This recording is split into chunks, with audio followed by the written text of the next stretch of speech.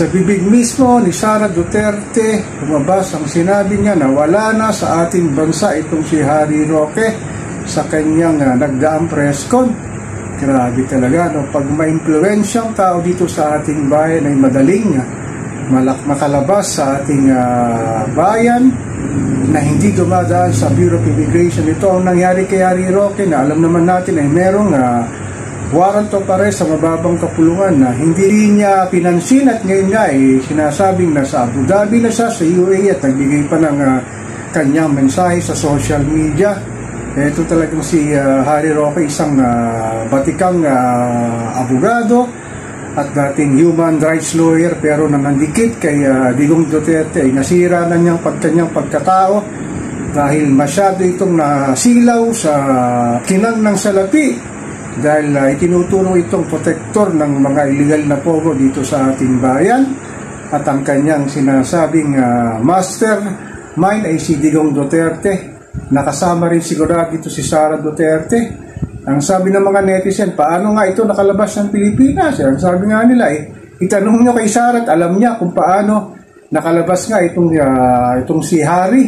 Ang sinasabi pa nga ng ilang political analyst, ang ginawa ni Harry Roque style ni Alice Goho na talagang nagpalipat-lipat ng kanyang masasakyan para malamang makalabas sa ating bayan. Talagang grabe talaga pag marami ka talagang salapi at pera talaga, magagawa mong takasan ng batas. Pero kalaman ito konsensya naman nila, lalo na si Harry Roque na naiwan dito ang kanyang mga anak, pero ang kanyang asawa nakalabas na rin ng bansa na sinasabing nagkamal ng limpak-limpak na salapi itong si Harry Roque sa pamamagitan ng iligal na pogo sa basbas si Digong Duterte, kasama na rito si Sara Duterte. Talagang kung may impyerno man talaga magsasama na sila sa sinasabing impyerno sa mga karumal-dumar na krimen na ginawa na itong dalawang ito, lalo na si Harry, talagang protektor ng pogo at na maraming buhay ang nasira sa sinasabing scam ng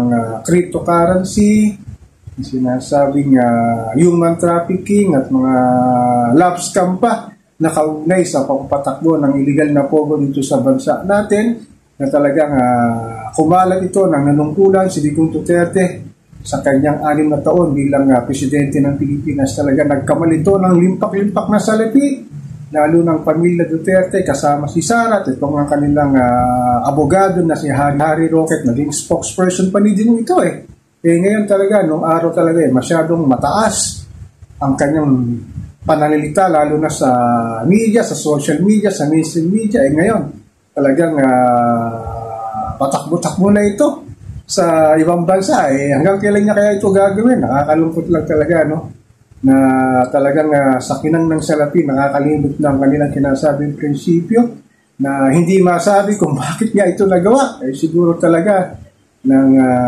inopera na to ng bilyon-bilyong piso talaga, siguro umabot pa ng bilyong piso, talagang kinain na niya ang kanyang prinsipyo at ngayon nga talaga nagtatago siya, kawawa rito ang kanyang pamilya, kanyang mga anak na naiwan dito sa Pilipinas. Ganun talaga ang buhay, weather lang. Dati silang talagang astig sa panunungkulan sa ating gobyerno, pero ngayon talagang mukha na silang kawawa, lalo sa kanilang mga sinasabing nagawa sa ating mahal na inang bayan na talagang hindi mapapatawad ng mga sinasabing kritiko ng mga Duterte, lalo ng kanyang mga kalaban sa politika.